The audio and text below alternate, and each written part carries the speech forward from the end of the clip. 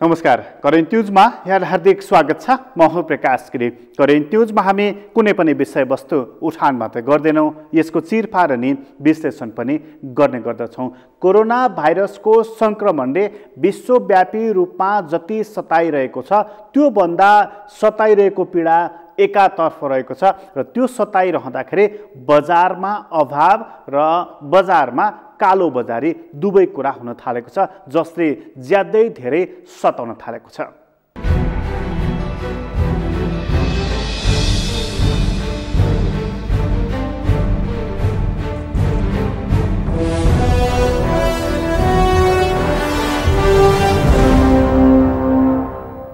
Corona भाइरसले जति धेरै आक्रान्त पारेको छ त्यो आक्रान्त बनाइरहेको स्थितिमा कसरी त्यसका विरुद्धमा लड्ने, त्यसको विरुद्धमा कसरी कटिबद्ध हुने, सामूहिक रूपमा कस्तो खालको रणनीति अख्तियार गर्ने, औषधिहरू कसरी पत्ता लगाउने भनेर निकै धेरै बहस छलफलहरू भइरहेका छन्। यसबीचमा एउटा नयाँ खालको बहस पनि आइरहेको छ। यसबीचमा सरकारलाई विश्वास गर र आपसमा सम्बन्ध गठिलो बनाऊ भनेर त्यस्ता खालका सुझावहरू पनि आइरहेका छन्। त्यो सुझावले कोरोना भाइरस विरुद्ध लड्नको लागि मद्दत पुग्दछ भनेर भनिएको छ। तर यो भनिरहँदाखेरि नेपालमा चाहिँ कोरोना भाइरसले त्यसरी सङ्क्रमित भएको आक्रान्त पारेको त छैन, तर वरपर छरछिमेकका देशहरूमा पारेको समस्याले गर्दा नेपालमा त्यसको असर पर्न थालेको छ। तर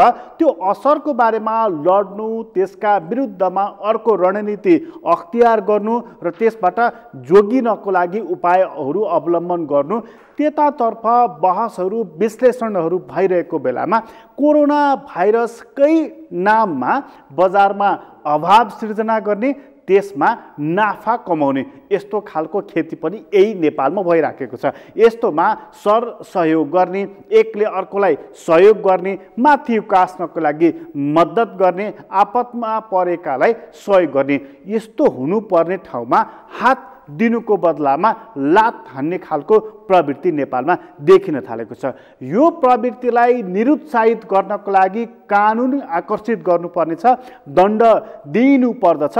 तर दण्ड दिनको लागि सरकारले पहिले अनुगमन गर्नुपर्दछ।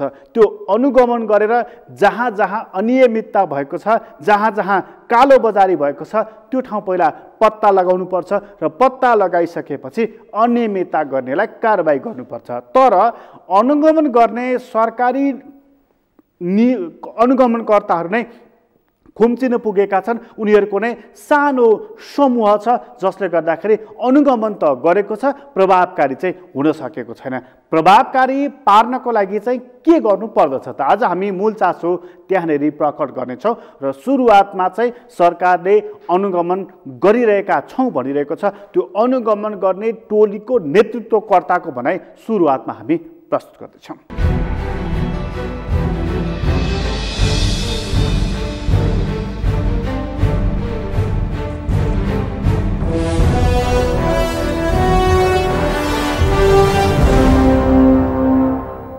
अहिलेको जुन बजारमा आएको अवस्थालाई हेर्दाखेरि ग्यास र नुनको अभाव, मास्क र सेनिटाइजरको अभाव भन्ने कुराहरू सुनियो।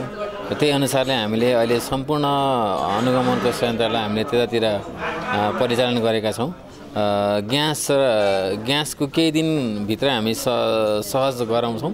अहिले आपूर्ति अन्तर्गत चाहिँ हामीले आयल निगमले चाहिँ केही कोटाहरू बढाएर बराउनीबाट चाहिँ थप ट्याङ्करहरू लोड गराएको छ।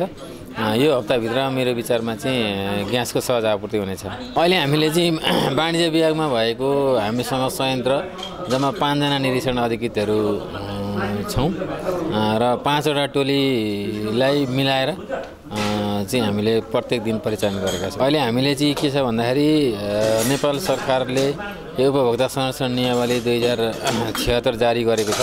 त्यसपछि हामीले 75 जिल्लामा चाहिँ यो उपभोक्ता संरक्षण नियमावली बमोजिम चाहिँ जिल्लाको निरीक्षण अधिकारीहरू तोक्ने व्यवस्था मिलाउँदैछौँ र अहिले चाहिँ हामीले 5 वटा वाणिज्य कार्यालयमा र विभागबाट मात्र अनुगमन गरेका छौँ। अहिले चाहिँ यसले चाहिँ हामीले उपत्यकाभित्र र नेपाल अधिराज्यभरि जस्तो देखिएको खण्डमा यो पनि मोबिलाइज हुन्छ।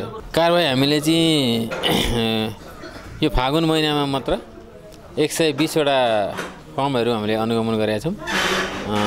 त्यसमा लगभग 20 देखि 25 लाख जति राजस्व चाहिँ दण्ड जरिमाना हामीले गरिसकेका छौँ र हाम्रो प्रत्येक दिनको अनुगमन गरिएको टोलीको विवरण चाहिँ हाम्रो वेबसाइटमा वाणिज्य विभागको वेबसाइटमा हामीले जानकारी गराउँछौँ। अहिले त विशेष गरेर यो मास्क र सेनिटाइजरमा कालोबजारी गर्ने व्यापारीहरू परेका छन्। हामीले ग्यास अभाव गर्दाखेरि ग्यासको चाहिँ बढी मूल्य लिएर बेचेको पाएका छैनौँ। ग्यासको चाहिँ फ्याक्ट्रीबाटै सप्लाई कम भएको कारणले अभाव भएको, त्यो जस्तै फ्याक्ट्री लोड प्रोडक्सनै कम भएको कारणले गर्दाखेरि डिपोमा नपुगेको हो।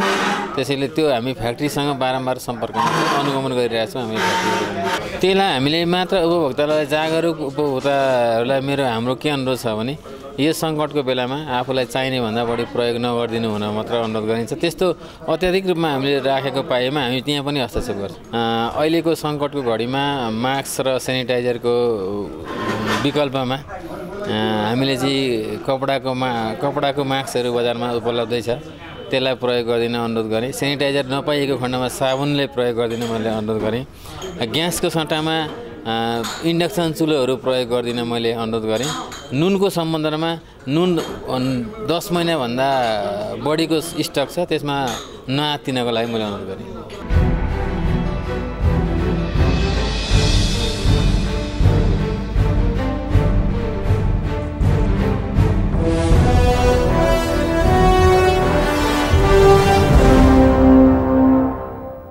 सरकारले काठमाडौँ उपत्यकामा नियमित रूपमा अनुगमन गरिरहेका छौँ भनिरहेको छ। त्यसदेखि बाहिर नेपाल काठमाडौँभन्दा बाहिर नेपालभरि नै यो कालो बजारीको र बजार भाउ हत्तै बढाइएको यो समस्याको अनुगमन गर्नको लागि सरकार उत्तिकै लाग्नु पर्नेछ, तदारुकता देखाउनु पर्नेछ। काठमाडौँ उपत्यकाको लागि उसले 25 जनाको टोली गठन गरेको छ र त्यो एउटा टोलीमा 5 जना सदस्य राखिएको छ र त्यो टोलीले अनुगमन गरिरहेको छ भनेर सरकारले भनेको छ। खास गरी मास्कहरू बेच्ने ठाउँमा उसले अनुगमन गरिएको भेटिएको छ भने दोस्रो सेनिटाइजरहरूको सन्दर्भमा। तर यो अनुगमन पछि पनि न मास्क भेटिएको छ, न मास्कमा भएको कालोबजारी रोकिएको छ, न सेनिटाइजरहरू सर्वसुलभ बनाइएको छ। त्यसो भए अनुगमनको के मतलब? यो अनुगमनको बारेमा र अनुगमन गर्ने भन्दै कर्मकाण्डको बारेमा अधिकार कर्मीहरूले प्रश्न उठाएका छन् र सरकारको नियतमाथि पनि प्रश्न पनि उठाइदिएका छन्।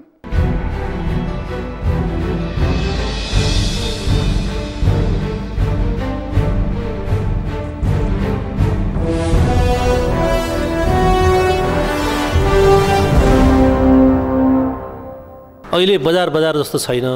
बजार चाहिँ यो विपदको कारणले गर्दाखेरि चाहिँ एकदमै असहज भएको छ। 2 हप्ता अगाडि नै मास्कमा, सेनिटाइजरमा, साबुनमा, त्यसपछि गएर ग्यासमा समस्या सुरु भइसकेको थियो। अब बिस्तारै चामल लगायतका धेरै अत्यावश्यक वस्तुहरूमा सङ्कट सुरु भइसकेको छ। यस बिचमा सरकारले गर्नुपर्ने धेरै कामहरू थियो। प्रत्येक सरकारहरूले आफ्नो जस्तो भारतले चाहिँ बाहिर निर्यात गर्नलाई, औषधि निर्यात गर्नलाई बन्द गर्यो। त्यसै गरी अहिले पनि के बुझिएको छ भने तराई क्षेत्रबाट चामल चाहिँ इन्डियातिर गइरहेको अवस्था छ। रोक्नु पर्थ्यो, रोक्न सकेन, र आफूसँग ल्याउनु पर्थ्यो, ल्याउन सकेन। अब भन्दाखेरि सरकारले गाली गरे जस्तो देखिन्छ, तर गर्ने दायित्व त पुरा गर्नु पऱ्यो नि त। सरकार भएर बसेपछि सरकारमा त त्यो त्यतिकै सरकारले भोट दिएर आए त होइन, मलाई संरक्षण गर भने हो, जे गर्छस् तै गर, नागरिकले म संरक्षण गर्न सक्दिनँ भन्न चाहिँ पाइन्न। तर भन्नको लागि पनि उसले त त्यो जुन तयारी गर्नु पर्थ्यो, पूर्व तयारी, अरू देशहरूमा यो विपदसँग जोड्न लड्नको लागि यो ब्याटल प्लान तयार गरेर बसिया छ।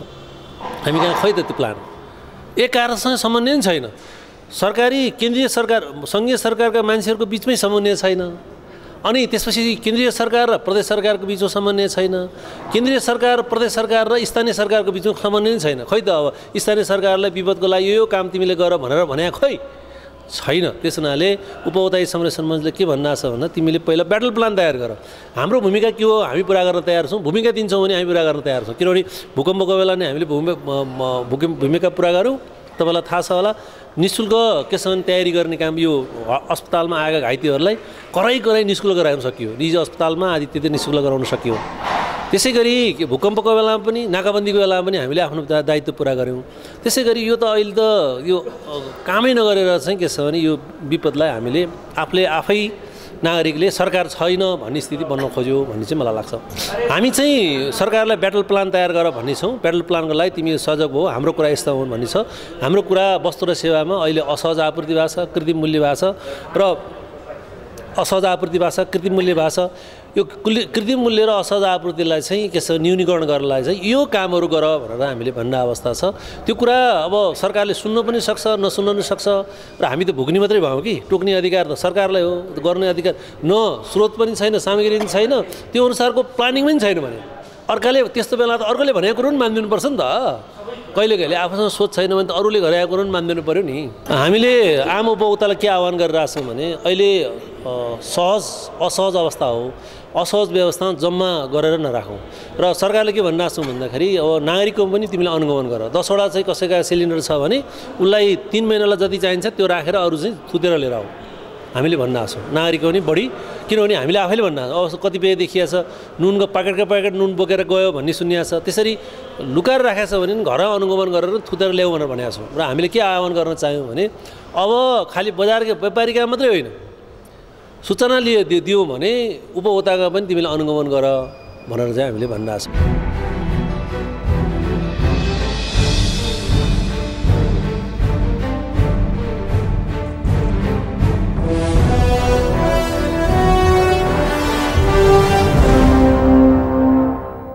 सरकारले देखाउनका लागि अनुगमन गरेको छ, सरकारले हामी अनुगमन गरिरहेका छौँ भनेर भनेको पनि छ। यहाँ मन्त्रीदेखि विभागका महानिर्देशकदेखि अनुगमनकर्ताहरूसम्मले पनि बजारमा अभाव छैन भनेर बताइरहेका छन्। डराउनु पर्दैन भनेर आश्वस्त पनि पारिरहेका छन्। समस्या कस्तो देखिएको छ भने सरकारले यसरी भन्दाखेरि पनि जनतामा विश्वास जाग्न सकिरहेको छैन। त्यही जनताबाट मत जितेर बनेको सरकार जसलाई एउटा जनताले म्यान्डेट दिए, मत दिए, तर त्यही सरकारलाई विश्वास चाहिँ गरिरहेका छैनन्। सरकार र जनता बीचको यो दूरी यति फराकिलो बन्न पुगेको छ जसले गर्दा बजारमा यस खालको हाहाकार मचिएको छ। अन्यथा सरकारले जति पनि सामानको स्टोर छ, समस्या छैन, चिन्ता नलिनुस् भन्दाखेरि किन बजारमा हाहाकार हुन्थ्यो त? जनविश्वास नभएरै होइन, यो अविश्वास बढेरै होइन त? अब यो अविश्वासलाई विश्वासमा बदल्नको लागि सरकारले गर्नुपर्ने चाहिँ के छ त? त्यो कुरा लिएर हामी एकछिनपछि आउनेछौँ। अहिले छोटो विश्राम लिँदैछौँ।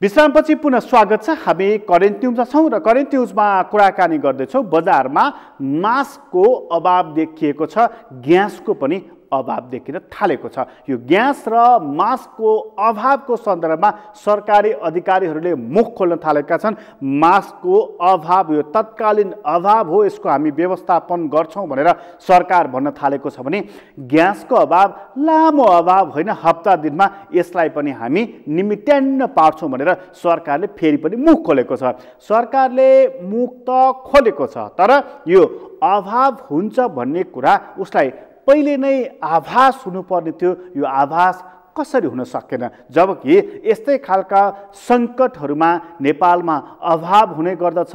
बढी माग भइसकेपछि एउटै व्यक्तिले धेरै वस्तुहरू सङ्कलन र सङ्ग्रह गरेर राखेपछि यस्तो अभाव हुन्छ भन्ने कुरा सरकारलाई राम्रोसँग थाहा छ। यो कुरा उसले पहिले नै सन्देशको रूपमा किन पठाउन सकेन? यो कुरा पठाउनको लागि उसले राजनीतिक परिचालन किन गर्न सकेन?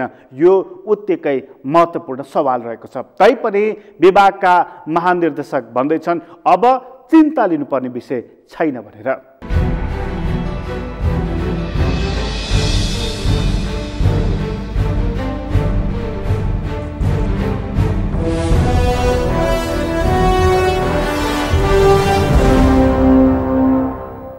नेपाल ग्यासमा समस्या छ। धेरै ग्राहक उहाँहरूले बनाउनु भयो, आउटलेट धेरै गराउनु भएछ, 600 जस्तो उपत्यकामा रहेछ कि आउटलेट, तर चाहिँ पुर्याउन सक्नु भएन। उहाँहरूले चाहिँ त्यो डिपो कि के भन्छ, के लिने भन्छ नि आलिङ्गमबाट, पिडिओ चाहिँ थुप्रैको लिइसक्नु भएको छ, तर चाहिँ बोर्डरबाट ल्याउने कुरामा उहाँहरू कमजोर हुनुभयो। त्यसो हुनाले यो ग्याप कसरी पुरा गर्ने भनेर हिजो हामी छलफल गरेका थियौँ। आलिङ्गमको एमडी सचिवकोमा बसेर हामी छलफल गऱ्यौँ। कमसेकम 1-2 दिन चाहिँ नेपाल ग्यासलाई हामीले सपोर्टै गर्नुपर्छ है भन्ने हिसाबले बोर्डरबाटै उसलाई त्यो बुलेटको सङ्ख्या थप्रो लगाएको छ। त्यो आएपछि सामान्य हुन्छ नेपाल ग्यासको हकमा। अरू ग्यासमा त्यति समस्या यहाँहरूले कस्तो पाउनु भएको छ, हामीले अरू ग्यासको गुनासो सुन्नु परेको छैन, लगभग मिलेको छ। एउटा अर्को चाहिँ अलिकति हिजो ललितपुरको चाहिँ सिडिओ अफिसले एउटा ग्राहककोमै पुगेर पनि चेक गर्ने काम गरेछ। हामी ग्राहकहरू पनि धेरै थुपार्छौँ कि जोखिम हामी नै मोल्छौँ। बाहिर सर्कुलेट हुने कुरा हाम्रोमा रह्यो भने के हुन्छ होला, खाली भए पनि हामी बजारमा निकालिदिनु पर्यो, धेरै होल्ड पनि गर्नु भएन भन्ने चाहिँ मेरो अनुरोध गरायो। अब यो कुरा धेरै म चाहिँ अवगत म भइनँ होइन, हुन चाहिँ म पनि सञ्चालक हो आयल निगमको। मैले बुझेको के हो भने उहाँहरूले आयल निगमले पनि बेच्ने आउटलेटहरू अहिले थुप्रो सङ्ख्यामा थप्नु भएको छ। अहिले बढ्ने क्रममा छ आपूर्ति, घट्ने क्रममा छैन। त्यही भएर आपूर्ति घटाउने सोच पनि छैन, इन्डियाले रोक्ने खालको कुरा पनि छैन।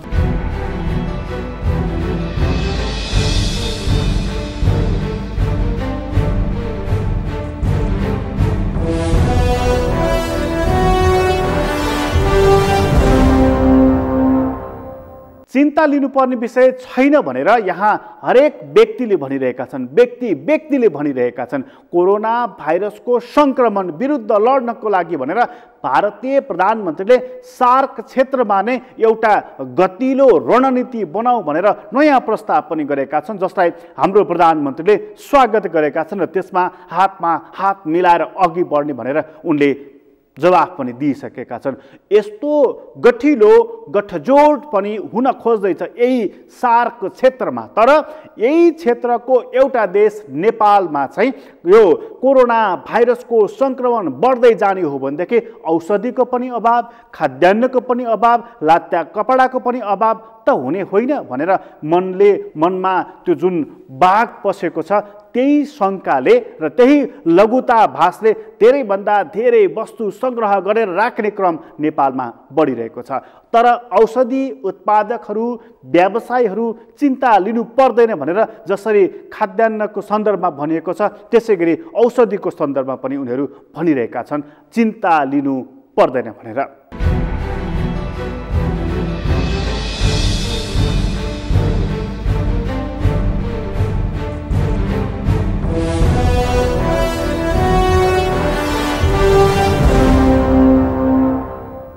अहिलेको चाहिँ परिस्थितिले गर्दाखेरि सबै कन्ज्युमरहरूलाई चाहिँ भोलि अभावको अवस्था सिर्जना हुन सक्ने भइरहेको छ भन्ने कुराहरू पनि आएको छ। यी सबैलाई चाहिँ हामी सचेत भएर खास गरी औषधि व्यवस्था विभागको विषयमा भन्नुपर्दा हामीले चाहिँ नि सुरुमै मास हामीले चाहिँ कन्ट्रोल गर्दै थियौँ, तर मैले चाहिँ नि यो चाहिँ स्वास्थ्य सामग्री चाहिँ हो, किनभने हरेकको चाहिँ स्वास्थ्यसँग जोडिएको विषय हो भनेर चाहिँ हामीले सबैलाई चाहिँ आह्वान गऱ्यौँ। यसलाई चाहिँ अनुचित रूपमा प्रयोग नगर्नुहोस् भन्ने चाहिँ आह्वान त गरेका छौँ, तर त्यसो प्रभावकारी हुन सकेन, किनभने बजारमा त्यसको हामीले आह्वान गर्ने ताका नै त्यो चाहिँ वस्तुलाई चाहिँ अभावको अवस्थामा पुगिसकेको रहेछ।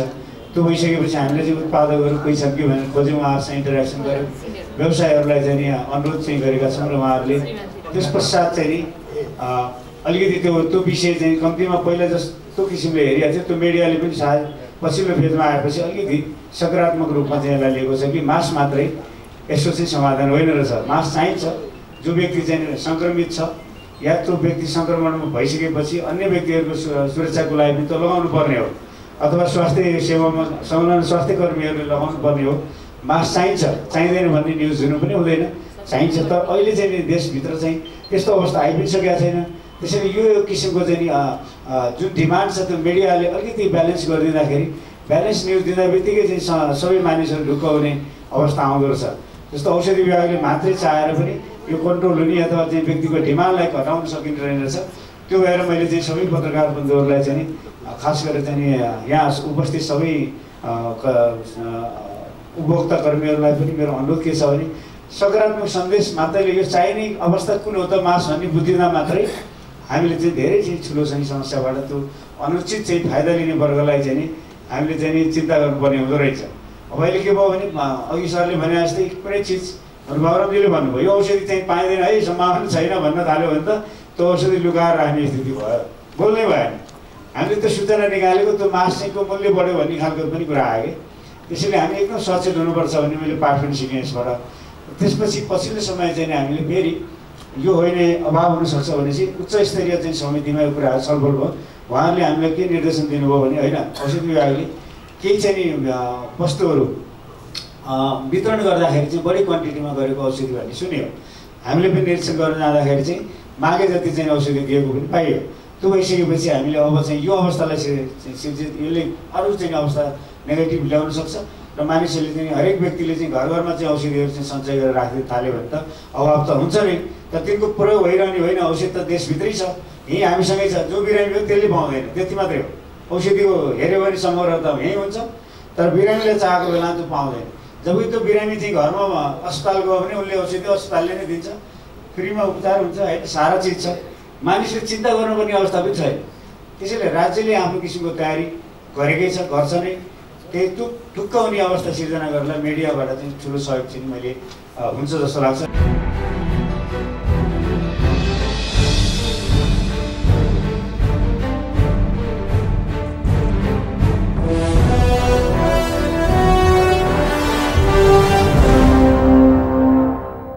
खाद्यान्नको लागि पनि र औषधिको लागि पनि चिन्ता लिनु पर्दैन भनेर जब सरकारी अधिकारीहरू, व्यवसायीहरू, उत्पादकहरू भनिरहेका छन्, तर आम उपभोक्तालाई विश्वास चाहिँ भइरहेको छैन। यो अविश्वासको जड के हो? यो भित्र खाइरहेको त्यो जुन चिज छ त्यो चाहिँ हो कि आम जनतालाई यत्रो ठुलो अविश्वास हुनुपर्ने कारण र राज्य संयन्त्रमाथि यत्रो ठुलो अविश्वासको जड कारण के हो? यो खोज्नु र खोतल्नु पर्ने काम अब 2/3 सरकारको काममा आइपरेको छ। नत्र भने सरकारले यसरी भन्दाखेरि पनि जनतालाई किन विश्वास भइरहेको छैन त?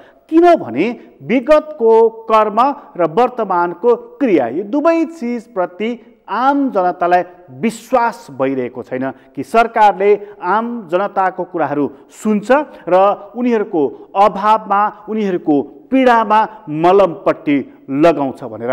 त्यसैले राजनीतिप्रतिको, राजनीतिक कर्मीहरूप्रतिको र सरकारप्रतिको यो अविश्वासको खाडल अब पुर्नुपर्छ। अन्यथा यसले एउटा चिन्ता र यसले एउटा पीडामा मानिसहरूलाई धकेलिदिन सक्छ, जसले सरकारप्रति अविश्वास बढाइदिन्छ। सरकारप्रति अविश्वास बढ्यो भनेदेखि त्यसले विद्रोह पनि बढाइदिन सक्छ।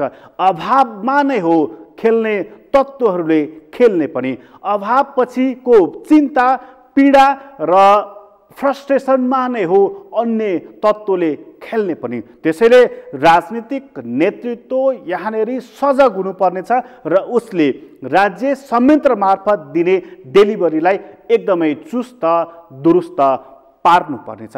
अन्यथा यसले अर्को रूप पनि लिन सक्नेछ। करेन्ट न्युज अहिलेलाई यति नै। करेन्ट न्युजबाट म प्रकाश गिरीलाई बिदा दिनुहोस्। सगरमाथा टेलिभिजन हेर्दै गर्नुहोला। नमस्कार।